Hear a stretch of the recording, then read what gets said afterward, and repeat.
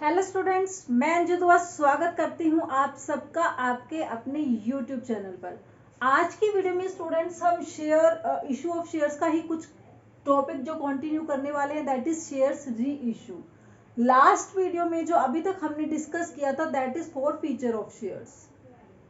At the time of forfeiture, we have discussed that the shareholders who didn't pay money related to any stage of any shares, then company has right to forfeit their shares on behalf of not payment done by that shareholders.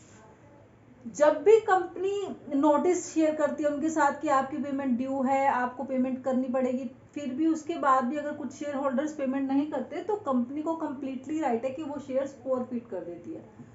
अब जब company ने उन shares को forfeit कर दिया और उन share holders का अब उन शेयर्स पर कोई राइट नहीं है, उनसे रिलेटेड जो मनी भी रिसीव की है कंपनी ने वो कंप्लीटली उस कंपनी की मनी है। अब नेक्स्ट स्टेप कंपनी क्या ले सकती है? कंपनी ने जो शेयर्स फॉरफिट किए थे, अब कंपनी उन शेयर्स को री इशू कर सकती है, वो उसको कंप्लीटली राइट है। लेकिन उनको री इशू करने के लिए भी उसके पास थ्री ऑप्शंस है कि वो एट पार पर इशू करती है, या एट प्रीमियम पर, या फिर एट डिस्काउंट पर री इशू करती है। जब भी कंपनी इनमें से कोई भी ऑप्शन चूज करती है तो हमें उससे रिलेटेड कुछ अकाउंटिंग ट्रीटमेंट या उनसे रिलेटेड अकाउंटिंग एंट्रीज शो करनी होंगी बुक्स में। वो एंट्रीज हम कैसे करते हैं देखते हैं। अगर कंपनी एट पार पर री इशू करती है, इससे पहले जो इम्पोर्टेंट है वो ये है कि जरूरी नहीं है, इट इज नॉट कंपल्सरी कि जितने शेयर्स फॉरफिट किए थे वो कंप्लीटली कंपनी री इशू भी करेगी। उसमें से कुछ प्रोपोर्शनेट अमाउंट या कुछ प्रोपोर्शनेट शेयर्स वो री इशू कर सकती है। तो जितने भी शेयर्स यहाँ पर कंपनी री इशू करेगी उसका अमाउंट आप यहाँ पर एंट्रीज में कंसीडर करेंगे। फर्स्ट, अगर एट पार है तो आप सिंपल एंट्री करेंगे bank account debit to share capital account. Second option आता है कि अगर कंपनी प्रीमियम पर उनको री इशू कर रही है तो हम जो एंट्री करते हैं that is bank account debit to share capital account and to security premium reserve account. जब हमने शेयर सिंपली इशू किए थे तब भी हमें पता है कि प्रीमियम क्योंकि कंपनी के लिए गेन है, रिजर्व है, वो क्रेडिट बैलेंस मेंटेन करता है। सेम एज इट इज जब री इशू करेंगे तब भी आप बैंक में टोटल अमाउंट रिसीव करेंगे इंक्लूडिंग प्रीमियम, कैपिटल में उस फेस वैल्यू के अकॉर्डिंग अमाउंट जाएगा, और सिक्योरिटी प्रीमियम रिजर्व में प्रीमियम अमाउंट के अकॉर्डिंग अमाउंट ट्रांसफर होगा।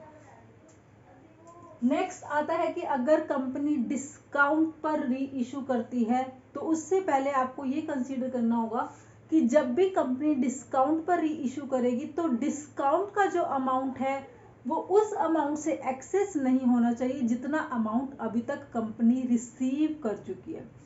एग्जाम्पल लेते हैं कि जैसे कि फोर फीचर के टाइम पर कंपनी ने ओनली ₹3 एप्लीकेशन पर रिसीव किए थे, बाकी रेस्ट अमाउंट उसने उन शेयर से रिलेटेड रिसीव नहीं किया। तो अब जब कंपनी इन शेयर्स को रीइश्यू इशू करेगी तो वो डिस्काउंट का जो एक प्राइस है या डिस्काउंट अमाउंट है वो उस ₹3 से एक्सेस नहीं हो सकता। रीजन क्या है? क्योंकि कंपनी ₹3 तो ऑलरेडी रिसीव कर रखे हैं और वो कंपनी का अमाउंट है। अब जब डिस्काउंट पर री इशू करेगी तो मीन्स कुछ लेस अमाउंट पर रिसीव शेयर्स री इशू कर रही है, तो वो एक टाइप से जो लॉस है डिस्काउंट का, वो लॉस कहाँ से रिकवर करेगी? अगर उस बैलेंस से एक्स्ट्रा आप डिस्काउंट प्रोवाइड करते तो वो एक्चुअली कंपनी के लिए लॉस होगा, और उस लॉस को रिकवर करने के लिए कंपनी के पास कोई और फंड भी नहीं होगा। अगर कोई और फंड मेंटेन किया हुआ है और उसको कंपनी यूज करे तो उससे उसकी कुछ फाइनेंशियल पोजीशन पर भी री इफेक्ट पड़ेगा। तो इसीलिए हम यहाँ पर ये कंसीडर कर रहे हैं कि जो भी डिस्काउंट का अमाउंट है वो आपके उस अमाउंट से एक्स्ट्रा नहीं होना चाहिए जो फोर फीचर के टाइम पर कंपनी ने रिसीव कर लिया था। डिस्काउंट को हम जो लॉस है डिस्काउंट का वो हम रिकवर कहाँ से करेंगे? उस फोर फीचर वाले अमाउंट से ही रिकवर करेंगे जो कंपनी ने फोर फीचर के टाइम पर अपने पास मेंटेन कर लिया था। तो यहाँ पर डिस्काउंट के टाइम पे जो आप एंट्री करेंगे that is bank account debit share forfeiture account debit to share capital account. हम एक एग्जांपल लेते हैं कि अगर 100 शेयर्स फॉरफिट 200 फॉरफिट हुए थे, उसमें से कंपनी ने अगर 100 शेयर्स को री इशू किया है ₹9 पर फुली पेड के अकॉर्डिंग, तो ₹9 आप बैंक में रिसीव करेंगे, तो टोटल अमाउंट आप रिसीव करेंगे 900। शेयर कैपिटल में 100 मल्टीप्लाई बाय 10,000 के अकॉर्डिंग कंप्लीटली अमाउंट जाएगा, और जो बैलेंस फिगर है वो आपकी ट्रांसफर होगी शेयर फॉर फीचर में, क्योंकि शेयर फॉर फीचर में हमने ऑलरेडी जो एक मनी रिसीव की हुई है वो 19 शेयर से रिलेटेड थी, तो एक टाइप से वो आपको लॉस रिकवर करने में आपकी हेल्प करेगी, इसलिए यहाँ पर जो बैलेंस अमाउंट है वो हम रिकवर करेंगे शेयर फॉर फीचर अकाउंट से। लास्ट एंट्री हम करते हैं share forfeiture to capital reserve. यहाँ पर शेयर फॉर फीचर से रिलेटेड ऑलरेडी क्रेडिट बैलेंस था हमारा फॉर फीचर के टाइम पे, अब कुछ हमने इसमें से बैलेंस डेबिट भी किया, तो जो रिमेनिंग बैलेंस होगा वो आप ट्रांसफर करेंगे कैपिटल रिजर्व में।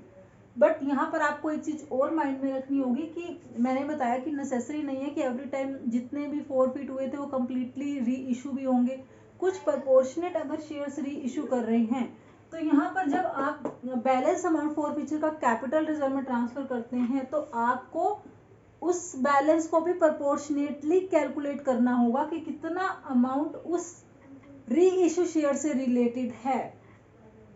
एग्जाम्पल, अगर हमने 200 शेयर्स फॉरफिट किए थे और उसके अकॉर्डिंग फॉर फीचर का बैलेंस था ₹400, अब मैंने उसमें से 100 री इशू कर दिए, तो जो आपके पास फॉर फीचर का है जो आप बैलेंस यूज कर सकते हैं उन 100 शेयर्स के लिए वो ₹200 होगा। अब उन 200 में से 100 मैंने यहाँ पर यूज कर लिया, बाकी 100 रिमेनिंग जो है वो आप ट्रांसफर कर देंगे कैपिटल रिजर्व के अंदर। तो ये था एक बेसिक हमारा शेयर्स री इशू को लेकर। हम नेक्स्ट वीडियो में कुछ प्रैक्टिस क्वेश्चंस करेंगे ताकि ये कॉन्सेप्ट आपका क्लियरली हो जाए, बिल्कुल कुछ भी डाउट्स होंगे तो वो आप अच्छे से क्लियर कर लेंगे। मिलते हैं नेक्स्ट वीडियो में, तब तक take care, bye bye, see you.